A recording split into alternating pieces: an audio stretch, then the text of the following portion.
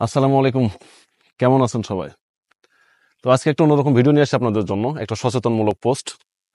তো ভিডিও শুরুতে আপনাদেরকে বলি, যারা প্রবাস থেকে দেশে যান কিংবা দেশ থেকে আসেন ছুটিতে গিয়ে, ভিডিওটা তাদের জন্য, তারা মন দিয়ে অবশ্যই দেখবেন। আমার স্ক্রিনের উপর দেখতে পাচ্ছেন একজন বাঙালি প্রবাসী ভাই। উনি ছুটিতে গিয়েছিল দেশের মাটিতে।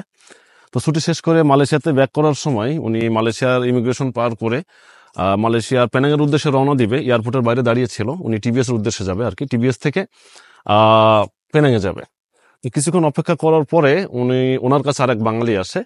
তো উনি এসে ওনাকে বলে যে ভাই, আমিও তো এই পথে যাব, তো চলেন দুইজন একসাথে টিবিএস এ যাই, তাহলে দেখা যাচ্ছে গাড়ি ভাড়াটা কম আসবে। বাংলাদেশে যেটা ওভার বলে, মালয়েশিয়াতে সেটা গ্রাব বলে আর কি। তো এই বাঙালি দেখছে যে দুইজন গেলে যদি ভাড়া কম লাগে তাহলে তো বেশি ভালো হয়।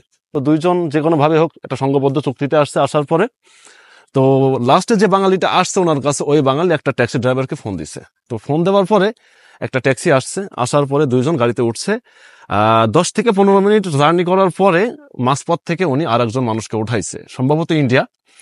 তো ওঠানোর পরে মোট 3 জন হইল। আর কিছুক্ষণ যাবার পরে একটা সেল পাম্পের সাইডে, একটা মানে নির্জন জায়গায় ওনাকে দাঁড় করিয়ে এই বাঙালিকে প্রচুর মারধর করে। মারধর করার পরে ওনার কাছে যত সামগ্রী ছিল সবকিছু নিয়ে নেওয়ার পরে, টাকা পয়সা নিয়ে নেওয়ার পরে, তাই ওনাকে একটা সেল পাম্পের সাইডে রেখে ওনারা চলে গেছে। তো আমার কথা হচ্ছে যে প্রবাসে যদি বাঙালিদেরকে ক্ষতি করে, তাহলে তো এই সমস্ত বাঙালিদের জন্মটা কখনো বৈধ হইতে পারে না। আর সবাই একটু সচেতন থাকবেন, বিশেষ করে যারা দেশ থেকে ছুটিতে গিয়ে মালয়েশিয়াতে ব্যাক করেন কিংবা প্রবাসের যে কোনো দেশে ব্যাক করবেন, তারা এই বাঙালি জাত থেকে একটু সাবধান থাকবেন। কারণ কার মনের মধ্যে কি আছে না আছে সেটা কখনো বোঝা যায় না। আর প্রবাসের মাটিতে আপনার পকেটে যদি টাকা না থাকে, আপনার পাসপোর্ট ভিসা যদি না থাকে, তাহলে আপনি যে একটু সাহায্যের হাত বাড়াবেন, কারো কাছে সাহায্য চাইবেন, সেটাও কখনো পাবেন না। তো সরলতার সুযোগ নিয়ে কিংবা সরল মানসিকতা নিয়ে যে সমস্ত মানুষগুলো চলাফেরা করে, তাদেরকে যারা ঠকায়, তারা পৃথিবীতে কখনো ভালো থাকেনি আর থাকবেও না।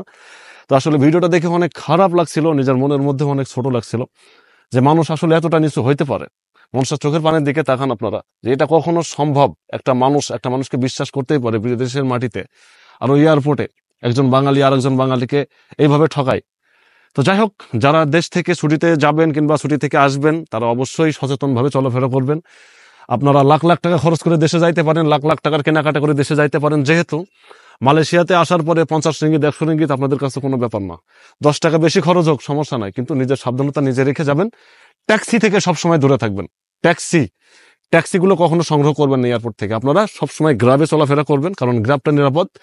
গ্রাবে যদি আপনার সাথে কোনো খারাপ কাজও হয়, ছিনতাই রাহাজানি যেগুলো হয়, এগুলো যদি আপনার হয়ও, আপনি রিপোর্ট করার সাথে সাথে কিন্তু আপনি একটা বিচারের আওতাধীন আসতে পারবেন। সো আপনার জিনিসপত্রগুলো যদি হারিয়েও যায়, আপনি সেগুলো ফেরত পাওয়ার একটা সম্ভাবনা থাকবে। কিন্তু ট্যাক্সিতে যদি ওঠেন, 90% ট্যাক্সিতে ওঠার পরে কিন্তু আপনারা এই বিপদগুলোর সম্মুখীন হয় বাঙালিরা। তো সবাই একটু সচেতন থাকবেন, ভিডিওটা সবার কাছে ছড়িয়ে দিন।